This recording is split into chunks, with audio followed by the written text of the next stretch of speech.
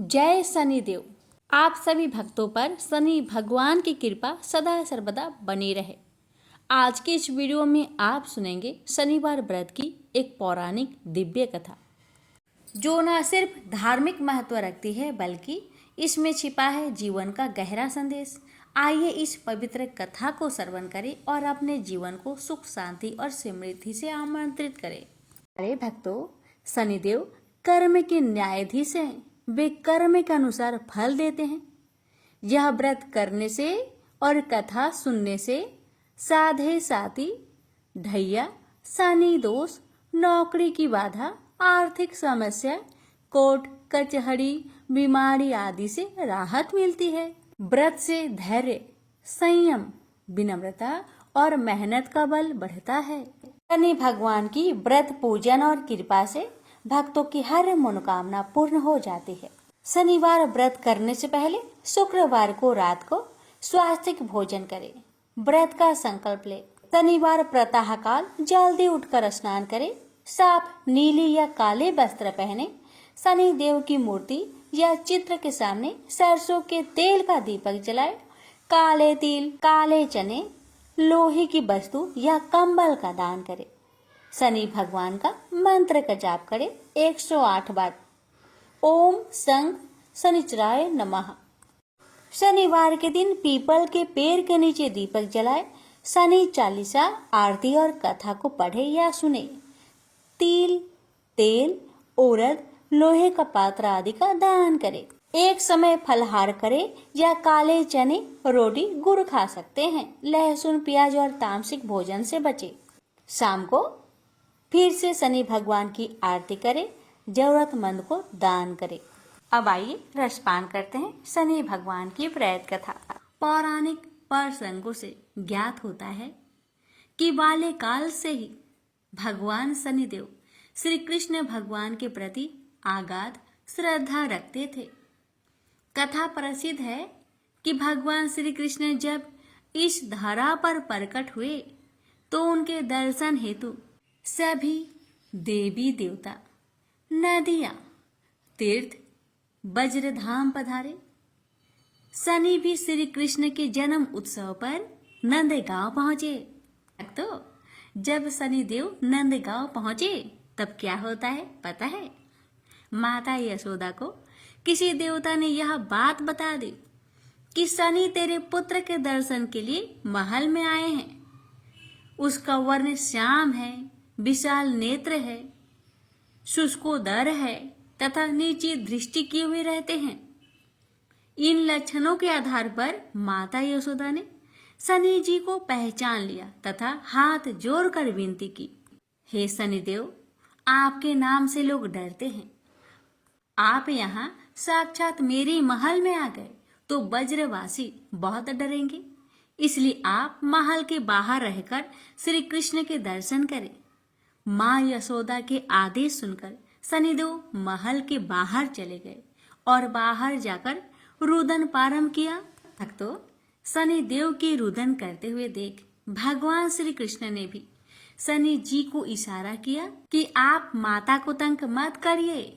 जहाँ से कुछ दूर ही कोकिल वन है, वहीं पर मेरी प्रतीक्षा कीजिए। वहीं पर बैठकर आप मेरी सारी लीलाओं को देख सकेंगे और मैं भी आपको वहीं आकर मिलता हूँ। भक्तों, जब सारा उत्सव संपन्न होने के बाद श्री कृष्ण भगवान कोकिल वन में पहुंचे तो देखा कि पीपल के एक पेड़ के नीचे शनिदेव खड़े उनका इंतजार कर रहे हैं। श्री कृष्ण शनिदेव को देख बहुत प्रसन्न हुए और कहने लगे, शनिदेव की भक्ति मेरे प्रति अनन्य है। आज मैं यह आशीर्वाद देता हूँ कि जो लोग मेरे दर्शन करने आएंगे उनकी सेवा तुम्हारे दर्शन बिना अधूरी रहेगी। अब तुम यही मेरे साथ निवास करो। कोकिल वन नंदगांव से कुछ किलोमीटर पहले वज्रधाम में कोसी से 5 किलोमीटर दूर तथा दिल्ली से वाराणसी जाने वाली रोड पर दिल्ली से कुछ किमी दूर मथुरा में लोग बड़ी संख्या में यहाँ प्रत्येक शनिवार को आते हैं, परिक्रमा करते हैं, दंडौती परिक्रमा भी करते हैं। परिक्रमा करने पर उन्हें शनि प्रदत्त पीड़ा से शांति मिल जाती है। यहाँ लोग छाया पात्र भी दान करते हैं। प्रेम से बोलिए जय शनिदेव। भक्तों, सूर्य पुत्र शनिदेव कर्म फल दाता है। शनिदेव लोगों को उनके कर्म के अनुसार ही फल देते हैं। शनिदेव महाराज का स्वभाव कठोर है और न्याय उनको अत्यधिक प्रिय है। बड़े बड़े देवों ने शनिदेव के आगे घुटने टेक दिए, लेकिन सतयुग में शनिदेव महाराज से टक्कर लेने वाला कोई न था। यह बात बिल्कुल सत्य है कि सतयुग में शनिदेव से किसी ने सीधी टक्कर ली। अयोध्या के नरेश राजा दशरथ ने प्रभु श्री राम के पिता ने शनिदेव से टक्कर ले ली और शनिदेव को हाथ जोड़ने पर मजबूर कर दिया। तो आइए जानते हैं पूरी कथा। सतयुग में राजा दशरथ का राज्य बहुत अच्छे से चल रहा था। सभी सुखी थे। एक दिन उनके राज्य में ज्योतिषी ने उन्हें एक अचंभित करने वाली खबर दी। खबर ये थी कि शनि कृत्तिका नक्षत्र के आखिरी चरण में थे और वो अब जल्द ही रोहिणी नक्षत्र में जाने वाले हैं। रोहिणी नक्षत्र में शनि का जाना रोहिणी शक्ति भेदन कहलाता है और अगर ये कभी भी आए तो इसका मतलब था कि राज्य में भयंकर सूखा और भूखमरी फैल जाएगी। राजा दशरथ ने सारे ऋषियों को दरबार में बुलाया और उनसे राय मांगी। राजा दशरथ के मंत्रियों ने बताया, इसमें तो न देवराज इंद्र मदद कर पाएंगे, न स्वयं ब्रह्मा देव। राजा दशरथ के लिए उनकी प्रजा बच्चों के समान थी, तो उन्होंने कमान खुद ही संभालने की ठानी। सारे अस्त्रों शस्त्रों से लेस होकर उन्होंने अपना रथ आकाश की ओर बढ़ा दी। दशरथ रोहिणी नक्षत्र के आगे खड़े हो गए और जैसे ही शनि ने रोहिणी में बढ़ने की चेष्टा की, उन्होंने अपनी प्रयंचा चढ़ा दी। अपने सामने एक मनुष्य को यूं बिना भयभीत हुए खड़ा देखकर शनि महाराज बड़े प्रभावित हुए। उन्हें दशरथ का ये प्रजा परायण स्वभाव बहुत पसंद आया और उन्होंने वरदान मांगा। वरदान में दशरथ ने उनसे रोहिणी भेदन बंद करने को कहा। ये सुन शनि ने उनसे प्रसन्नता पूर्वक एक और वर मांगने को कहा। तो दशरथ ने अपने राज्य के लिए 12 वर्ष तक अच्छी फसल और कोई भी अकाल न पड़ने का वर मांगा। शनिदेव बहुत प्रसन्न हुए और उन्हें ये दोनों वरदान दे दिए। प्रेम से बोलिए जय शनिदेव। कि स्कंद पुराण में काशी खंड में वृत्तांत आता है कि छायासूत श्री शनिदेव ने अपने पिता भगवान सूर्यदेव से प्रश्न किया कि हे पिता, आपके मंडल से मेरा मंडल 7 गुना बड़ा हो, मुझे आपसे अधिक 7 गुना शक्ति प्राप्त हो, मेरे वेग का कोई सामना नहीं कर पाए, चाहे वह देव, असुर, दानव या सिद्ध साधक ही क्यों न हो। आपके लोक से मेरा लोक 7 गुना ऊंचा रहे। दूसरा वरदान में यह प्राप्त करना चाहता हूँ कि मुझे मेरे आराध्य देव भगवान श्री कृष्ण के प्रत्यक्ष दर्शन हो तथा मैं भक्ति, ज्ञान और विज्ञान से पूर्ण हो सकूं। शनिदेव की यह बात सुनकर भगवान सूर्य प्रसन्न तथा गदगद हुए और कहा, बेटा, मैं भी यही चाहता हूँ कि तू मेरे से 7 गुना अधिक शक्तिशाली हो। मैं भी तेरे प्रभाव को सहन न कर सकूं, इसके लिए तुझे तप करना होगा। तप करने के लिए तू काशी चला जा। वहां जाकर भगवान शंकर का घनघोर तप कर और शिवलिंग की स्थापना कर। तब भगवान शंकर से मनवांछित फलों की प्राप्ति कर ले। शनिदेव ने पिता की आज्ञा अनुसार वैसा ही किया और तप करने के बाद भगवान शंकर के वर्तमान में भी स्थित शिवलिंग की स्थापना की, जो आज भी काशी विश्वनाथ के नाम से जाना जाता है। और कर्म के कारण शनि ने अपने मनोवांछित फलों की प्राप्ति भगवान शंकर से की और ग्रहों में सर्वोपरि पद प्राप्त है। मोक्ष देने वाला एकमात्र ग्रह है शनि। शनि ग्रह की प्राप्ति अनेक आख्यान पुराणों में प्राप्त होते हैं। शनि को सूर्य पुत्र माना जाता है, लेकिन साथ ही पितृ शत्रु भी। शनि ग्रह के संबंध में अनेक भ्रांतियां और इसलिए उसे मारक, अशुभ और दुख कारण माना जाता है। पाश्चात्य ज्योतिषी भी उसे दुख देने वाला मानते हैं, लेकिन शनि उतना अशुभ और मारक नहीं है जितना उसे माना जाता है। इसलिए वह शत्रु नहीं मित्र है। मोक्ष को देने वाला एकमात्र शनि ग्रह ही सत्य तो यही है कि शनि प्रकृति में संतुलन पैदा करता है और हर प्राणी के साथ न्याय करता है। जो लोग अनुचित, विषमता और अस्वाभाविक समता को आश्रय देते हैं, शनि केवल उन्हीं को प्रताड़ित करते हैं। प्यारे भक्तों, ब्रह्म वैवर्त पुराण में शनि ने जगत जननी पार्वती को बताया है कि मैं 100 जन्मों तक जातक की करने का फल भुगतान करता हूँ। एक बार जब विष्णु प्रिया लक्ष्मी ने शनि से पूछा कि तुम क्यों जातकों को धन हानि करते हो, क्यों सभी तुम्हारे प्रभाव से प्रताड़ित रहते हैं, तो शनि महाराज ने उत्तर दिया, मातेश्वरी, उसमें मेरा कोई दोष नहीं है। परमपिता परमात्मा ने मुझे तीनों लोकों का न्यायाधीश नियुक्त किया हुआ है, इसलिए जो भी तीनों लोकों के अंदर अन्याय करता है उसे दंड देना मेरा काम है। भक्तों, एक आख्यान और मिलता है कि किस प्रकार से ऋषि अगस्त्य ने जब शनि देव से प्रार्थना की थी तो उन्होंने राक्षसों से उनको मुक्ति दिलवाई थी। जिस किसी ने भी अन्याय किया उनको ही उन्होंने दंड दिया, चाहे वह भगवान शिव की अर्धांगिनी सती ही रही हो, जिन्होंने सीता का रूप रखने के बाद बाबा भोलेनाथ से झूठ बोलकर अपनी सफाई दी और परिणाम में उनको अपने ही पिता की यज्ञ में हवन कुंड में जलकर मरने के लिए शनि देव ने विवश कर दिया। अथवा राजा हरिश्चंद्र रहे हो, जिनके दान देने के अभिमान के कारण सप्तनिक बाजार में बिकना पड़ा और शमशान की रखवाली तक करनी पड़ी। या राजा नल और दमयंती को ही ले लीजिए, जिनके तुच्छ पापों की सजा के लिए उन्हें दर दर होकर भटकना पड़ा और भुनी हुई मछलियां तक पानी में तैरकर भाग गई। फिर साधारण मनुष्य के द्वारा जो भी मनसा वाचा कर्मणा पाप कर दिया जाए, वह चाहे जाने में किया जाए या अनजाने में, उसे भुगतना तो पड़ता ही है। प्रेम से बोलिए जय शनिदेव। प्यारे भक्तों, गणेश पुराण से वर्णित कथा के अनुसार जब गणेश जी का जन्म हुआ था तब सभी देवता गणेश जी को देखने कैलाश पर्वत पर गए थे। तभी शनि देव भी गणेश जी को देखने पहुंचे, लेकिन वह गणेश जी की ओर अपनी दृष्टि नहीं दे रहे थे। ऐसे में माता पार्वती ने शनि देव से पूछा, आप मेरे पुत्र की ओर क्यों नहीं देख रहे हैं?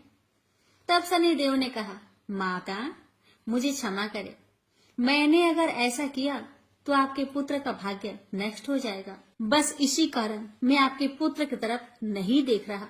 शनि भगवान की बातें सुन माता पार्वती ने पूछा, ये आपकी वक्र दृष्टि का कारण क्या है, मुझे बताइए। तब शनिदेव ने बताना शुरू किया। शनिदेव कहते हैं, हे माता, मेरा विवाह चित्ररथ की अत्यंत सुंदरी तेजस्वी कन्या से हुआ था। वह सती भी निरंतर तपस्या में लगी रहती थी। एक बार उन्होंने मासिक धर्म के चौथे दिन 16 श्रृंगार किया। उस समय वह दिव्य अलंकारों से विभूषित और अत्यंत शोभामयी लग रही थी। उस समय उनका रूप मुनियों को भी मोहित कर लेने वाला बन गया। रात्रि होने पर वह मेरे पास उपस्थित हुई। मैं भगवान श्री कृष्ण के ध्यान में लीन था, इसलिए उनके आगमन पर भी मैं ध्यान नहीं दिया, किंतु वह मदहोश हो रही थी। कुछ तीखे स्वर में बोली, स्वामी मेरी ओर देखो तो सही, किंतु मैंने उसकी ओर कुछ भी ध्यान न दिया। वह अपने चंचल नेत्रों से मुझे देख रही थी, किंतु मेरी तल्लीनता भंग न हुई। उसने अपना प्रयास असफल होते देखा तो क्रोधित हो गई, क्योंकि उसका ऋतुकाल व्यर्थ हो रहा था। क्रोध में भी उसने मुझे बहुत समझाने का प्रयास किया। जब वह मेरा ध्यान भंग करने में सफल नहीं हो सकी, तब सहसा कामातुर हो कह बैठी, अरे मूर्ख, तूने मेरी ओर देखा तक नहीं, इसी कारण मेरा ऋतुकाल की रक्षा नहीं हो सकी, अर्थात मेरा ऋतुकाल व्यर्थ ही जा रहा है। इस कारण अब तू जिस किसी को भी देखेगा वह अवश्य ही नष्ट हो जाएगा। उसका श्राप मेरे कानों में पड़ा, जिससे मेरा ध्यान भंग हो गया। फिर सोचने लगा, ये तो मेरी पत्नी है, इसने मुझे ऐसा श्राप क्यों दे दिया। फिर सोचा, यदि अब भी संतुष्ट कर लूं तो श्राप से बचा जा सकता है। ऐसा दृढ़ विचार करके मैंने शांत करने का प्रयत्न किया। इसी प्रकार मैंने उसे अनेक बार मनाया और जब वह शांत हो गई तब उसे काम्य प्रदान कर उससे श्राप मिथ्या करने का आग्रह करने लगा। परंतु अब ऐसी कोई शक्ति न रह गई थी जो अपने श्राप को वह नष्ट कर सकती। श्राप देने के कारण उसका पतिव्रत धर्म असक्त हो गया था। उसने बहुत पश्चाताप करते हुए कहा भी था कि मुझसे बड़ी भूल हो गई। मैं चाहती हूँ कि मेरे द्वारा दिए गए श्राप नष्ट हो जाए, किंतु श्राप नष्ट नहीं हुआ। ऐसा ही समझता हुआ मैं उस दिन से किसी की भी और आंख उठाकर नहीं देखता, क्योंकि आंख उठाकर देखने से न जाने किसका हित हो जाए। लोक कल्याण के लिए मैं सब समय अपना मस्तक झुकाकर रहता हूँ। शनि को प्राप्त श्राप और उसके कारण सदैव मुख को नीचे किए रहने की बात सुनकर पार्वती जी हंस पड़ी। उनके साथ उनकी सभी सखियां, सभी दासियां, सभी अप्सराएं और सभी देव कन्या भी हंस पड़ी। वह हंसी बहुत देर तक चलती रही। बेचारे शनिदेव अपना मुख नीचे किए खड़े थे। तो प्यारे भक्तों, ये थी शनि भगवान की नजर खराब होने की रहस्य की कथा। प्रेम से बोलिए शनि भगवान की जय। शनि देव की जन्म कथा।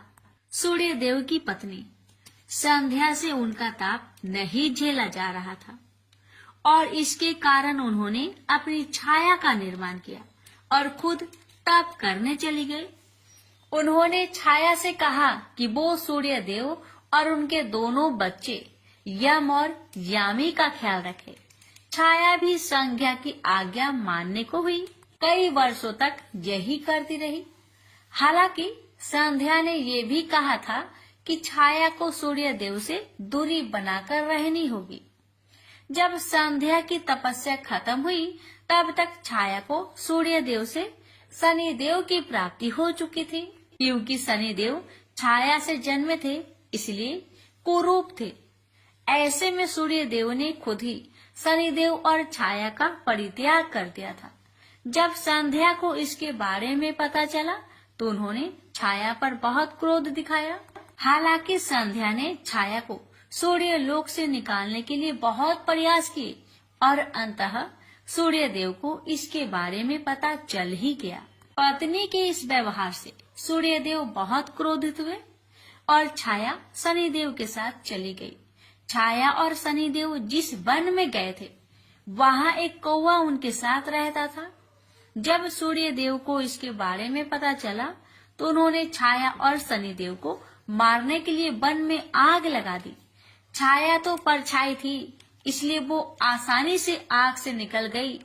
उस वक्त कौवे ने ही शनिदेव को उस आग से निकाला था। यही कारण है कि कौवा उनका प्रिय वाहन बन गया। कथा को पूरा जरूर सुनिएगा और दूसरों के पास भी शेयर करें। दोस्तों, वैसे तो सूर्य पुत्र शनिदेव के कई मंदिर भारत में स्थित है, लेकिन कुछ मंदिर ऐसे हैं जिनका अपना अलग महत्व है और इन मंदिरों के साथ कुछ धार्मिक कहानियां भी जुड़ी हुई है। ऐसा ही एक मंदिर है शनि सिंगनापुर। आज मैं इसी मंदिर से जुड़ी कथा आपको सुनाने जा रही हूँ। यह मंदिर महाराष्ट्र के अहमदनगर जिले के पास एक गांव सिंगनापुर में स्थित है, इसीलिए इसे शनि सिंगनापुर मंदिर कहा जाता है। अहमदनगर से इस मंदिर की दूरी 35 किमी है। इस मंदिर की विशेषता यह है कि शनि महाराज की पाषाण काले रंग की मूर्ति बिना किसी छत्र या गुंबद के खुले आसमान में एक संगमरमर के चबूतरे पर विराजमान है। इस मूर्ति की ऊंचाई लगभग 5.9 फीट है और चौड़ाई करीब 1.6 फीट की है। शनि भगवान की मूर्ति के साथ में एक त्रिशूल लगा हुआ है जो शिव भगवान का प्रतीक है। एक नंदी की प्रतिमा जिसका मुख दक्षिण की तरफ है। शनि भगवान की प्रतिमा के सामने शिव जी और हनुमान जी की छोटी मूर्ति भी चबूतरे पर विराजमान है। इस मंदिर की विशेषता, यह मंदिर स्वयं एक जागृत देव स्थान कहलाता है। इसका तात्पर्य ये है, ऐसा माना जाता है शनिदेव साक्षात इस मंदिर में निवास करते हैं। इस गांव में अगर कोई भी इंसान चोरी करता है तो शनि भगवान स्वयं उसे सजा देते हैं। यहाँ भगवान शनि देव जी की मूर्ति स्वयंभू है, अर्थात शनि देव की पाषाण प्रतिमा को किसी इंसान ने नहीं बनाया है। ये प्रतिमा स्वयं पृथ्वी के गर्भ से धरातल पर अवतरित हुई है। ये प्रतिमा कितनी पुरानी है और किसने इसको यहाँ स्थापित किया है, इस बारे में ऐसी कोई पुख्ता जानकारी नहीं है, लेकिन कई किंवदंतियां और पौराणिक कथाएं प्रचलित है। शनिदेव न्याय के देवता माने जाते हैं। ऐसा माना जाता है शनि महाराज कर्मों के अनुसार सजा और फल देते हैं। अगर किसी के जीवन में बुरा समय चल रहा है तो यह कहा जाता है कि शनि की महादशा उस पर चल रही है। जिस भक्तों पर शनि की निगाह टेढ़ी है वो यहाँ इस मंदिर में आकर पूजा अर्चना कर शनि देव को मनाते हैं। देश विदेश से शनि भक्त यहाँ आते हैं। शनि अमावस्या और शनि जयंती का अपना एक विशेष महत्व है। इस दिन श्रद्धालुओं के लिए विशेष प्रबंध किए जाते हैं। श्रद्धालु भगवान शनि की प्रतिमा को पानी और तेल के साथ स्नान कराते हैं और फूल चढ़ाते हैं। मेले के दिन शनि भगवान की पालकी का आयोजन किया जाता है। इग्नापुर गांव के लोगों का मानना है इस गांव पर साक्षात शनि देव की कृपा है। इस गांव में किसी भी घर में दरवाजे नहीं हैं। यहाँ बाहर जाने आने वाले लोग भी अपने अपने वाहनों को बिना ताला चाबी लगाए खुला छोड़ निश्चित घूमते हैं। कीमती सामान हीरे जवाहरात सोना चांदी को भी तिजोरिया में नहीं रखा जाता है। और तो और यहाँ बैंकों और डाक खाने में भी गेट या दरवाजे नहीं है। गांव वाले का विश्वास है कि चोरी करने वाले को स्वयं शनि देव सजा देते हैं। चोरी करने वाला चोरी करने के बाद इस गांव से बाहर नहीं जा पाता। उससे पहले ही उसके जीवन में संकट आने शुरू हो जाते हैं। कथा, करीब 300 साल पहले गांव और आसपास के इलाके में भयंकर बारिश हुई और बाढ़ जैसा हालात हो गए।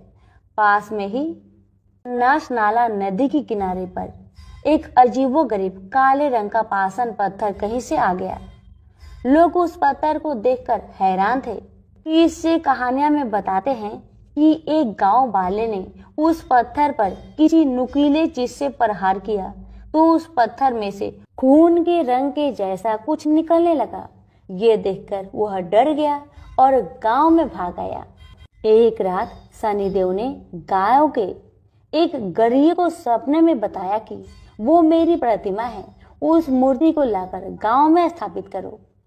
गडरिये ने स्वप्न की बात गांव वालों को बताई और गांव वाले प्रभु इच्छा मानकर उस पत्थर को लेने निकल पड़े, लेकिन उस पत्थर को वहां से हिला भी नहीं पाए।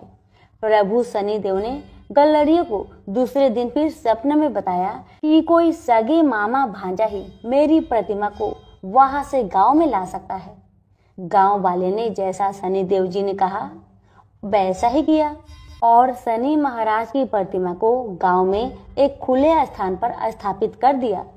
मूर्ति स्थापित होने के बाद शनिदेव ने गांव वालों को स्वप्न दिया और कहा, इस गांव की रक्षा अब मैं करूंगा। जो भी इस गांव में चोरी और गलत काम करेंगे उसको सजा स्वयं मैं दूंगा। आप अपने घरों से किसी भी तरह की सुरक्षा हटा ले। शनि देव महाराज के आदेश पाकर सभी गांव वालों ने अपने घरों से दरवाजा निकाल दिए। यही परंपरा कई सालों से यहाँ चली आ रही है। यहाँ पूरे गांव में किसी भी घर में गेट और दरवाजा नहीं है। और तो और अपनी कीमती चीजें को भी गांव वाले तिजोरी में नहीं रखते। यहाँ एक यूसीओ बैंक की शाखा है, उसमें भी कोई गेट और सिक्योरिटी नहीं है। इस अद्भुत और अविश्वसनीय मान्यता के कारण ये जगह विश्व प्रसिद्ध है और लाखों की तादाद में भक्त रोज यहाँ दर्शन करने आते हैं। प्रेम से बोले शनि महाराज की जय। पार्वती जब भी अपने पति शिव के साथ दूसरे देवताओं के निवास स्थान पर जाती और वहाँ उनके सजे धजे सुंदर भवनों को देखती तो उन्हें बड़ी ही चिंता का बोध होता। वे यह महसूस करती थी, हमसे छोटे छोटे देवताओं के पास भी बड़े बड़े भव्य भवन हैं, लेकिन हमारे पास तो कुछ भी नहीं। कहने को मैं आदि देव शिव की पत्नी हूँ, लेकिन रहने के लिए मिली है कैलाश पर्वत की कंदराएं और पहनने के लिए बलकल। किसी उचित आवास के अभाव में अन्य सुख सुविधाओं का उपभोग नहीं कर सकती। एक दिन पार्वती ने अपने मन की व्यथा अपने पति शिव से कही। शिव जी सुनकर मुस्कुराए, फिर बोले, इसमें हीनता की तो कोई बात ही नहीं देवी। प्रत्येक व्यक्ति की अपनी अपनी जीवन शैली होती है। हमारी जीवन शैली यही है, हम अपनी इस शैली को हीन क्यों समझे। अन्य देवगण प्रकृति से बहुत दूर है, जबकि हम प्रकृति की गोद में निवास करते हैं। यह तो हमारे लिए गौरव की बात है, हीनता की नहीं। शिव के तर्कों से पार्वती संतुष्ट नहीं हुई और बोली, मुझे आपकी ये बातें समझ में नहीं आती देव। मुझे तो अपना एक आवास चाहिए, बहुत ही भव्य और सुख सुविधा से पूर्ण। शिव ने अपनी सहज मुस्कान से साथ उत्तर दिया, इसमें क्या मुश्किल है देवी। मैं अभी विश्वकर्मा को बुलवा देता हूँ, उनसे जैसा चाहो वैसा आवास बनवा लो। विश्वकर्मा को बुलाया गया। पार्वती ने आदेश दिया, हमारे लिए ऐसा भव्य बनाओ जैसे विश्व में कहीं न हो। विश्वकर्मा ने आदेश स्वीकार किया। निर्माण कार्य प्रारंभ हो गया। कुछ ही समय में पार्वती की इच्छा अनुसार भव्य भवन तैयार हो गया। अपने भवन को देखकर पार्वती अति प्रसन्न हुई। गृह प्रवेश की तैयारी होने लगी। पार्वती चाहती थी गृह प्रवेश के समय सभी प्रमुख देवता हमारे यहाँ उपस्थित रहे। शिव ने अपनी सहमति दे दी। सभी प्रमुख देवी देवताओं को आमंत्रण भेजा गया। यह प्रवेश के समय वे सब कैलाश पर्वत पर आ गए। उन्होंने पार्वती की भव्य भवन की भूरी भूरी प्रशंसा की, लेकिन विश्वनेत्री ब्रह्मा खामोश रहे। जब सब देवी देवता जाने लगे तो पार्वती ने ब्रह्मा जी से पूछा, देव क्या आपको यह आवास पसंद नहीं आया। ब्रह्मा जी ने आश्चर्य व्यक्त करते हुए पार्वती से ही प्रश्न किया, देवी मैंने कब ऐसा कहा। आपके चेहरे की भाव भंगिमा कुछ ऐसे कह रही है प्रभु। पार्वती ने अपनी शंका स्पष्ट की। फिर ब्रह्मा जी को मौन देखकर पार्वती ने अपनी बात आगे बढ़ाई। तो आप कुछ संकोच कर रहे हैं, स्पष्ट कहिए क्या बात है।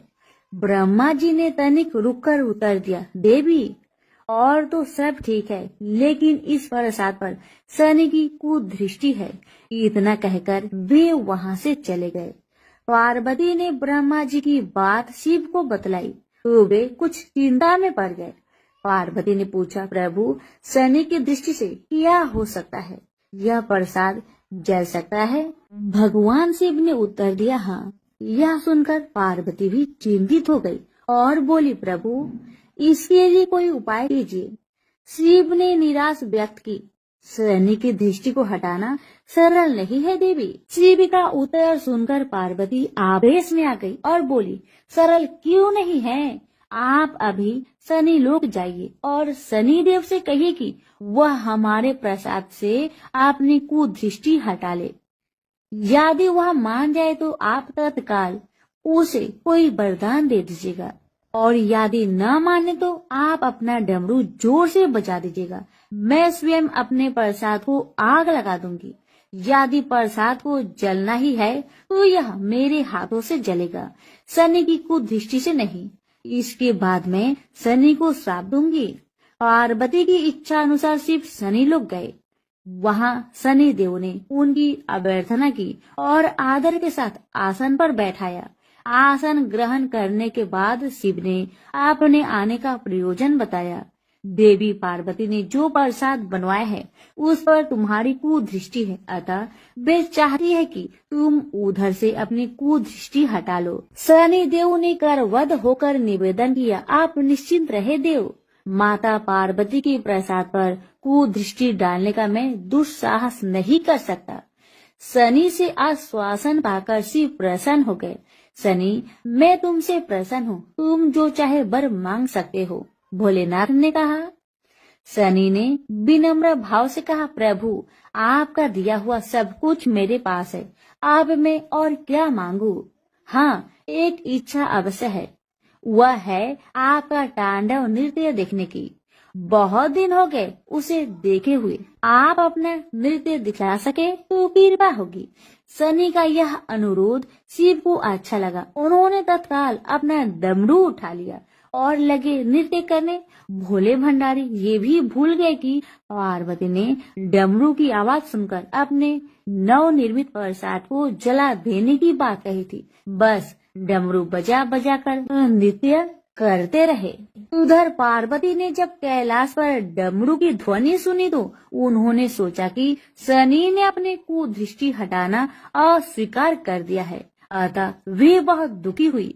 उन्हें लगा कि यदि मैं तत्काल अपने नवनिर्मित आवास को आग लगा दूंगी तो वह शनि की कुदृष्टि से बच जाएगा। अतः उन्होंने स्वयं ही अपने प्रसाद में आग लगा दी।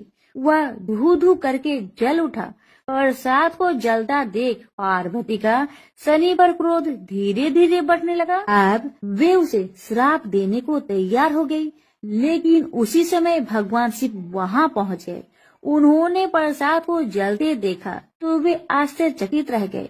उनकी समझ में ही नहीं आया कि यह कैसे हो गया। फिर अचानक उन्हें सब कुछ स्मरण हो गया। अपनी भूल का उन्हें एहसास हुआ। उन्होंने पार्वती को सब कुछ सुनाया। सच्चाई जानकर पार्वती को भी अपनी जल्दबाजी पर दुख हुआ। अब शनि को श्राप देने का कोई अर्थ नहीं था। प्रत्यक्ष उसका कहीं कोई अपराध नहीं था। फिर भी पार्वती और शिव को यह लग रहा था कि यह सब हुआ शनि की कुदृष्टि से ही, लेकिन स्थिति को देखते हुए वे दोषी नहीं ठहरा सकते। प्रेम से बोलिए शनि महाराज की जय। उमापति शंकर भगवान की जय। पिपलाद ऋषि का नाम आप सभी ने सुना होगा। वह महर्षि दधीचि के पुत्र थे।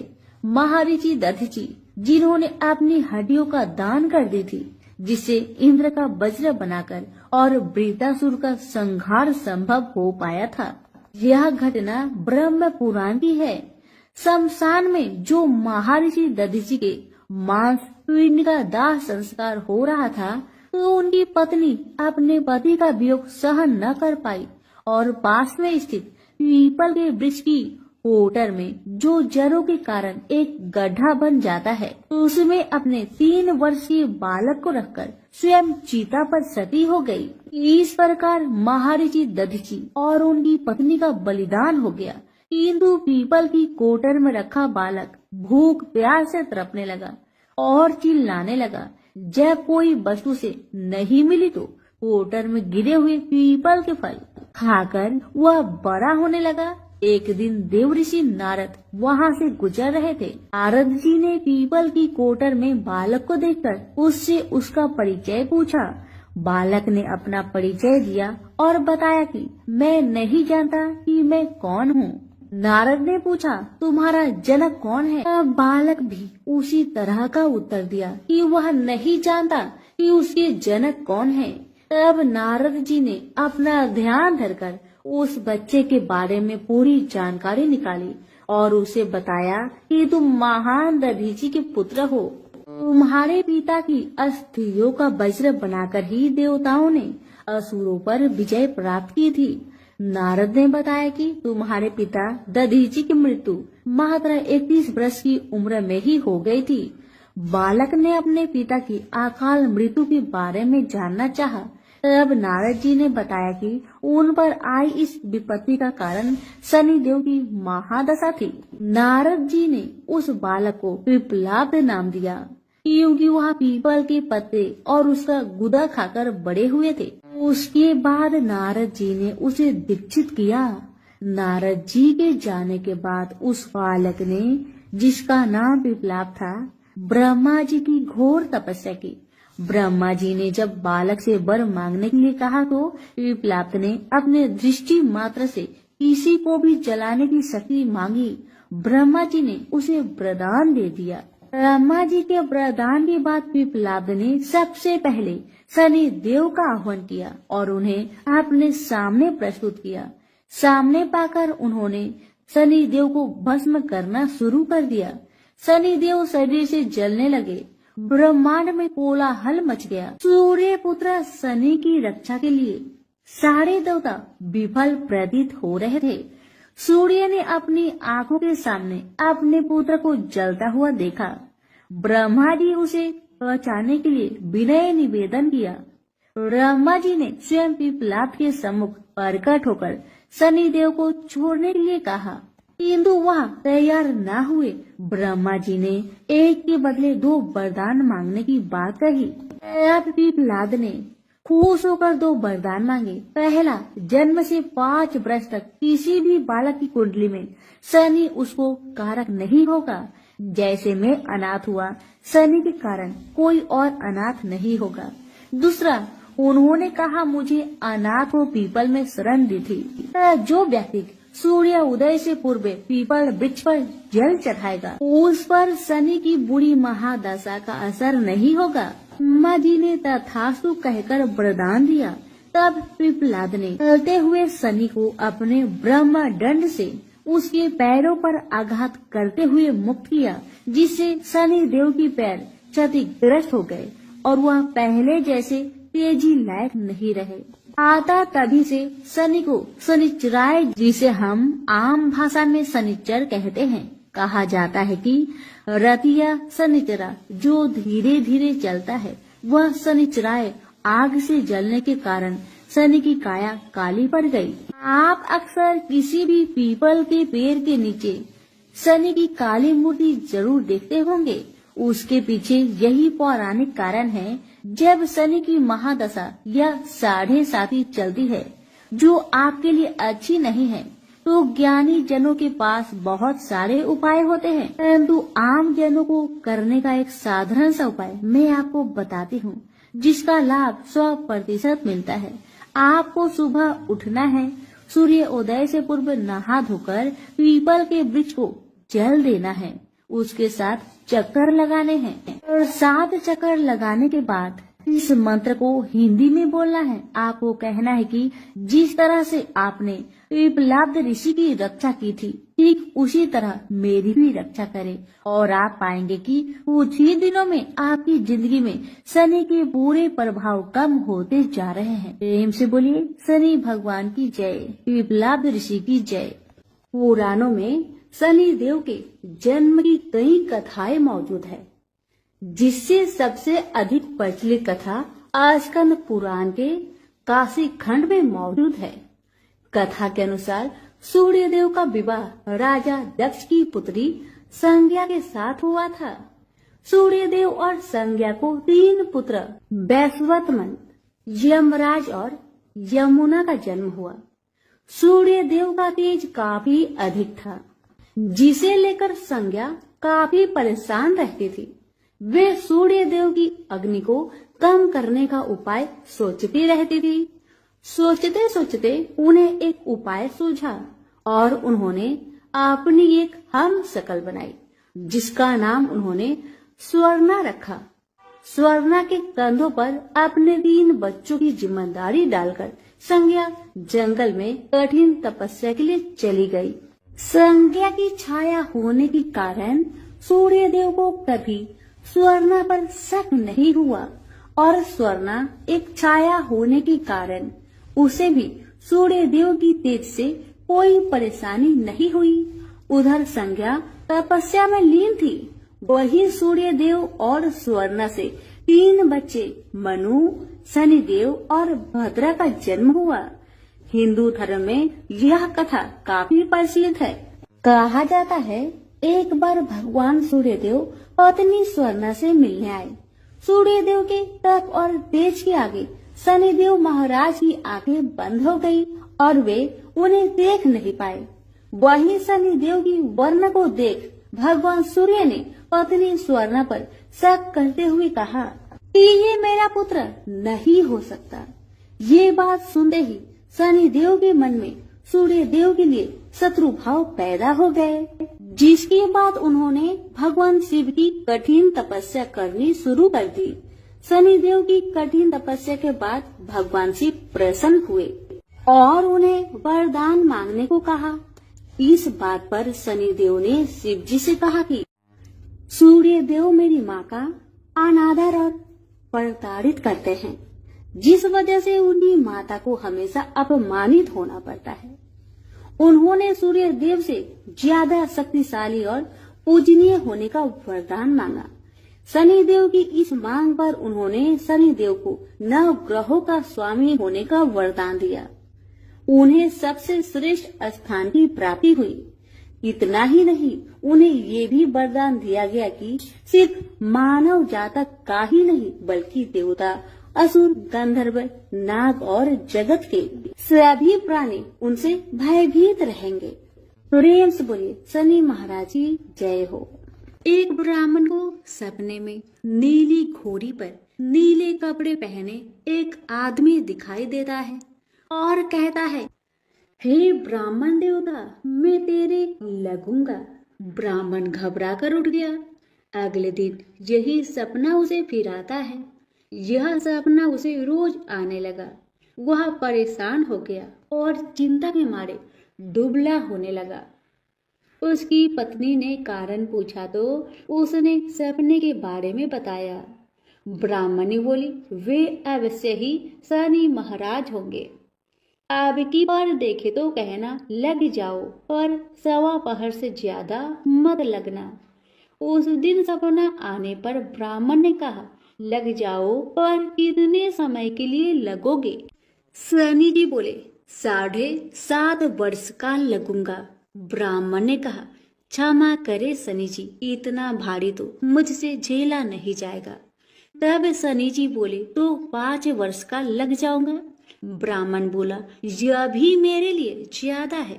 शनि जी बोले, 2.5 साल का लग जाओ। ब्राह्मण ने मना किया तो शनि जी कहने लगे, सवा पहर का तो लगूंगा ही, इतना तो कोढ़ी, कलंगी, भिखारी के भी लग जाता हूँ। तब ब्राह्मण ने कहा, ठीक है। ब्राह्मण को सवा पहर की शनि की दशा लग गई। ब्राह्मण ने नींद से जाकर ब्राह्मणी से कहा, मेरी सवा पहर शनि की दशा लग गई है, इसीलिए मैं जंगल में जाकर यह समय बिताऊंगा। मेरे लिए खाने पीने का सामान बांध दे। मेरे पीछे से किसी से लड़ाई झगड़ा ना हो, इसका ध्यान रखना। ज्यादातर घर में ही रहना, बच्चों का भी ध्यान रखना।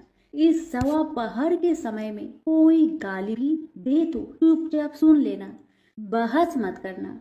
यह सब समझाकर ब्राह्मण जंगल में चला गया। जंगल में ब्राह्मण एक पीपल के पेड़ के नीचे बैठ गया और हनुमान जी का पाठ करने लगा। 1 पहर बीत गया। ब्राह्मण ने सोचा बाकी बचा समय रास्ते में बीत जाएगा, इसलिए वहां से चल दिया। रास्ते में एक बाड़ी में मतीरे लगे देखे। माली से एक मतीरा खरीदा, पोटली में बांधा और आगे बढ़ा। आगे एक आदमी मिला जो असल में शनिदेव थे। ब्राह्मण से पूछा, पोटली में क्या है?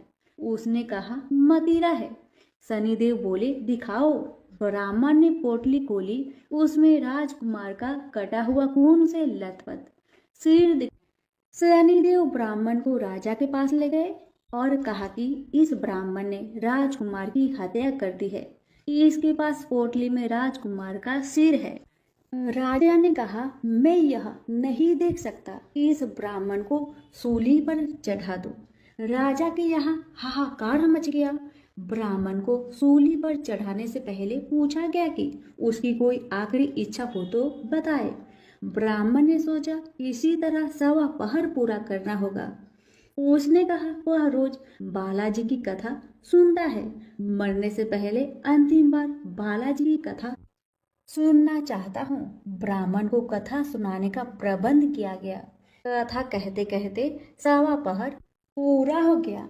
शनि की दशा टलते ही राजकुमार शिकार खेल कर लौटता हुआ दिखाई दिया। राजकुमार को आता देख राजा बहुत खुश हुआ, लेकिन उसे निर्दोष ब्राह्मण की हत्या का दोष लगने का डर सताने लगा। उसने तुरंत घुड़सवार सैनिकों को ब्राह्मण को आदर सहित ले आने के लिए भेजा। ब्राह्मण राज दरबार में आया तो राजा ने क्षमा मांगी और पोटली दिखाने के लिए कहा। पोटली खोली तो उसमें मदिरा था। राजा ने इन सब के बारे में पूछा तो ब्राह्मण ने बताया, मुझे सवा पहर की शनिचर की दशा लगी थी, इस कारण यह सब तमाशा हुआ। राजा ने पूछा, यह दशा कैसे टलती है? ब्राह्मण बोला, राजा, ये सेठ के लगे तो काला हाथी या काला घोड़ा दान करे, गरीब के लगे तो पीपल की पूजा करे। तब बोले, राजा शनिचर कहिए, जाके पाव सदा ही पड़िए। शनि की कहानी सुने, तिल का तेल और काला उड़द दान करे, काले कुत्ते को तेल से चूपर कर रोटी खिलाए तो शनिचर की दशा उतर जाती है। राजा ने उसे मदिरा वापस दे दिया।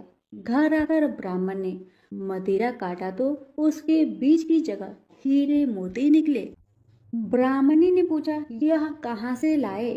आप तो कह रहे थे शनि की दशा लगी है। ब्राह्मण ने कहा, जब दशा लगी थी तो यही मदिरा राजकुमार का सिर बन गया था। उतरती दशा के शनि जी निहाल कर गए। हे शनि देवता, जैसे ब्राह्मण के शनि की दशा लगी, वैसे किसी के ना लगे। निहाल सबको करे। प्रेम से बोलिए, शनि महाराज की जय हो। एक समय स्वर्ग लोक में सबसे बड़ा कौन, ये प्रश्न पर 9 ग्रह में वाद विवाद हो गया। विवाद इतना बढ़ा कि परस्पर भयंकर युद्ध की स्थिति बन गई। निर्णय के लिए सभी देवता देवराज इंद्र के पास पहुँचे और बोले, हे देवराज, आपको निर्णय करना होगा कि हम में से सबसे बड़ा कौन है। देवताओं का प्रश्न सुनकर देवराज इंद्र उलझन में पड़ गए। इंद्र बोले, मैं इस प्रश्न का उत्तर देने में असमर्थ हूँ। हम सभी पृथ्वी लोक में उज्जैनी नगरी में राजा विक्रम आदित्य के पास चलते हैं। देवराज इंद्र सहित सभी ग्रह उज्जैनी नगरी पहुँचे। महल में पहुंचकर जब देवताओं ने उनसे अपना प्रश्न पूछा तो राजा विक्रमादित्य भी कुछ देर के लिए परेशान हो उठे, क्योंकि सभी देवता अपनी अपनी शक्तियों के कारण महान थे। किसी को भी छोटा या बड़ा कह देने से उनके क्रोध के प्रकोप से भयंकर हानि पहुंच सकती थी। अचानक राजा विक्रमादित्य को एक उपाय सूझा और उन्होंने विभिन्न धातुओं स्वर्ण, रजत, कांसा, तांबा, सीसा, रांगा, जस्ता, आभरक व लोहे के 9 आसन बनवाए। धातुओं के गुणों के अनुसार सभी आसनों को एक दूसरे के पीछे रखवाकर उन्होंने देवताओं को अपने अपने सिंहासन पर बैठने को कहा। देवताओं के बैठने के बाद राजा विक्रमादित्य ने कहा, आपका निर्णय तो स्वयं हो गया। जो सबसे पहले सिंहासन पर विराजमान है वही सबसे बड़ा है। राजा विक्रमादित्य के निर्णय को सुनकर शनि देवता ने सबसे पीछे आसन पर बैठने के कारण अपने को छोटा जानकर क्रोधित होकर कहा, राजा विक्रमादित्य, तुमने मुझे सबसे पीछे बैठाकर मेरा अपमान किया है। तुम मेरी शक्तियाँ से परिचित नहीं हो, मैं तुम्हारा सर्वनाश कर दूंगा। शनि देव ने कहा, सूर्य एक राशि पर 1 महीने, चंद्रमा 2.25 दिन, मंगल 1.5 महीने, बुध और शुक्र 1 महीने, बृहस्पति 13 महीने रहते हैं। लेकिन मैं किसी राशि पर 7.5 वर्ष 7.5 तक रहता हूँ। बड़े बड़े देवताओं को मैंने अपने प्रकोप से पीड़ित किया है। राम को 7.5 के कारण ही वन में जाकर रहना पड़ा और रावण को 7.5 के कारण ही युद्ध में मृत्यु का शिकार बनना पड़ा। राजा, अब तू भी मेरे प्रकोप से नहीं बच सकेगा। इसके बाद अन्य ग्रहों के देवता तो प्रसन्नता के साथ चले गए, परंतु शनिदेव बड़े क्रोध के साथ वहां से विदा हुए। राजा विक्रमादित्य पहले की तरह ही न्याय करते रहे। उनके राज्य में सभी स्त्री पुरुष बहुत आनंद से जीवन यापन कर रहे थे। शनिदेव अपना अपमान नहीं भूले। एक दिन राजा की परीक्षा लेने शनिदेव घोड़े के व्यापारी के रूप में राज्य पहुँचे। जब राजा विक्रमादित्य को इस बात का पता चला तो उन्होंने अपने अश्वपाल को कुछ घोड़े खरीदने के लिए भेजा। घोड़े बहुत कीमती थे। अश्वपाल ने जब वापस लौटकर इस संबंध में बताया तो राजा विक्रमादित्य ने स्वयं आकर एक सुंदर व शक्तिशाली घोड़े को पसंद किया। घोड़े की चाल देखने के लिए राजा उस घोड़े पर सवार हुए तो वह घोड़ा बिजली की गति से दौड़ पड़ा। तेजी से दौड़ता घोड़ा राजा को दूर एक जंगल में ले गया और फिर राजा को वहां गिराकर जंगल में कहीं गायब हो गया। राजा अपने नगर को लौटने के लिए जंगल में भटकने लगा, लेकिन उन्हें लौटने का कोई रास्ता नहीं मिला। राजा को भूख प्यास लगाई। बहुत घूमने पर उसे एक चारवाहा मिला। राजा ने उससे पानी मांगा। पानी पीकर राजा ने उस चारवाहे को अपनी अंगूठी दे दी। फिर उससे रास्ता पूछकर वह जंगल से निकलकर पास के नगर में पहुंचा। राजा ने एक सेठ की दुकान पर बैठकर कुछ देर आराम किया। उस सेठ ने राजा से बातचीत की तो राजा ने उसे बताया कि मैं उज्जैनी नगरी से आया हूँ। राजा के कुछ देर दुकान पर बैठने से सेठ जी की बहुत बिक्री हुई। सेठ ने राजा को बहुत भाग्यवान समझा और खुश होकर उसे अपने घर भोजन के लिए ले गया। सेठ के घर में सोने का एक हार खूंटी पर लटका हुआ था। राजा को उस कमरे में छोड़कर सेठ कुछ देर के लिए बाहर गया। अभी एक आश्चर्यजनक घटना घटी। राजा के देखते देखते सोने की उस हार को खूंटी निगल गई। सेठ ने कमरे में लौटकर हार को गायब देखा तो चोरी का संदेह राजा पर ही किया, क्योंकि उस कमरे में राजा ही अकेला बैठा था। सेठ ने अपने नौकरों से कहा कि इस परदेसी को रस्सियों से बांधकर नगर के राजा के पास ले चलो। राजा ने विक्रमादित्य से हार के बारे में पूछा तो उसने बताया कि उसके देखते ही देखते खूंटी ने हार को निगल लिया था। इस पर राजा ने क्रोधित होकर चोरी करने के अपराध में विक्रमादित्य के हाथ पांव काटने का आदेश दे दिया। राजा विक्रमादित्य के हाथ पांव काटकर उसे नगर की सड़क पर छोड़ दिया गया। कुछ दिन बाद एक तेली उसे उठाकर अपने घर ले गया और उसे अपने कोल्हू पर बैठा दिया। राजा आवाज देकर बैलों को हाँकता रहता। इस तरह तेली का बैल चलता रहा और राजा को भोजन मिलता रहा। शनि के प्रकोप की 7.5 पूरी होने पर वर्षा ऋतु प्रारंभ हुई। राजा विक्रमादित्य एक रात मेघ मल्हार गा रहा था कि तभी नगर के राजा की लड़की राजकुमारी मोहिनी रथ पर सवार उस तेली के घर के पास से गुजरी। उसने मेघ मल्हार सुना तो उसे बहुत अच्छा लगा और दासी को भेजकर गाने वाले को बुला लाने को कहा। दासी ने लौटकर राजकुमारी को अपंग राजा के बारे में सब कुछ बता दिया। राजकुमारी उसके मेघ मल्हार से बहुत मोहित हुई। अतः उसने सब कुछ जानकर भी अपंग राजा से विवाह करने का निश्चय कर लिया।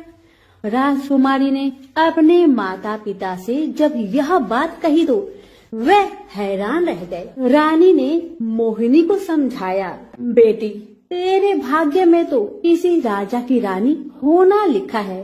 फिर तू उस अपंग से विवाह करके अपने पांव पर कुल्हाड़ी क्यों मार रही हो? राजकुमारी ने अपनी जिद नहीं छोड़ी। अपनी जिद पूरी कराने के लिए उसने भोजन करना छोड़ दिया और प्राण त्याग देने का निश्चय कर लिया। आखिर राजा रानी को बेबस होकर अपंग विक्रमादित्य से राजकुमारी का विवाह करना पड़ा। विवाह के बाद राजा विक्रमादित्य और राजकुमारी तेली के घर में रहने लगे। उसी रात स्वप्न में शनि देव ने राजा से कहा, राजा, तुमने मेरा प्रकोप देख लिया। मैंने तुम्हें अपने अपमान का दंड दिया है। राजा ने शनि देव से क्षमा करने को कहा और प्रार्थना की, हे शनिदेव, आपने जितना दुख मुझे दिया है अन्य किसी को न देना। शनि देव ने कुछ सोचकर कहा, राजा, मैं तुम्हारी प्रार्थना स्वीकार करता हूँ। जो कोई स्त्री पुरुष मेरी पूजा करेगा, शनिवार को व्रत करके मेरी व्रत कथा सुनेगा, उस पर मेरी अनुकंपा बनी रहेगी। प्रातःकाल राजा विक्रम आदित्य की नींद खुली तो अपने हाथ पांव देखकर राजा को बहुत खुशी हुई। उसने मन ही मन शनिदेव को प्रणाम किया। राजकुमारी भी राजा के हाथ पांव सही सलामत देखकर आश्चर्य में डूब गई। तब राजा विक्रम आदित्य ने अपना परिचय देते हुए शनिदेव के प्रकोप की सारी कहानी सुनाई। सेठ को जब इस बात का पता चला तो दौड़ता हुआ तेली के घर पहुंचा और राजा के चरणों में गिरकर क्षमा मांगने लगा। राजा ने उसे क्षमा कर दिया क्योंकि यह सब तो शनिदेव का प्रकोप के कारण ही हुआ था। सेठ राजा को अपने घर ले गया और उसे भोजन कराया। भोजन करते समय वहां एक आश्चर्यजनक घटना घटी। सबके देखते देखते उस खूंटी ने हार उगल दिया। सेठ जी ने अपनी बेटी का विवाह भी राजा के साथ कर दिया और बहुत से स्वर्ण आभूषण, धन आदि देकर राजा को विदा किया। राजा विक्रमादित्य राजकुमारी मोहिनी और सेठ की बेटी के साथ उज्जैनी पहुँचे तो नगर वासियों ने हर्ष से उनका स्वागत किया। अगले दिन राजा विक्रमादित्य ने पूरे राज्य में घोषणा कराई कि शनिदेव सब देवों में सर्वश्रेष्ठ है। प्रत्येक स्त्री पुरुष शनिवार को उनका व्रत करे और व्रत कथा अवश्य सुने। राजा विक्रमादित्य की घोषणा से शनिदेव बहुत प्रसन्न हुए। शनिवार का व्रत करने और व्रत कथा सुनने के कारण सभी लोग की मनोकामनाएं शनिदेव की अनुकंपा से पूरी होने लगी। सभी लोग आनंद पूर्वक रहने लगे। तो प्रेम से बोलिए शनि भगवान की जय हो।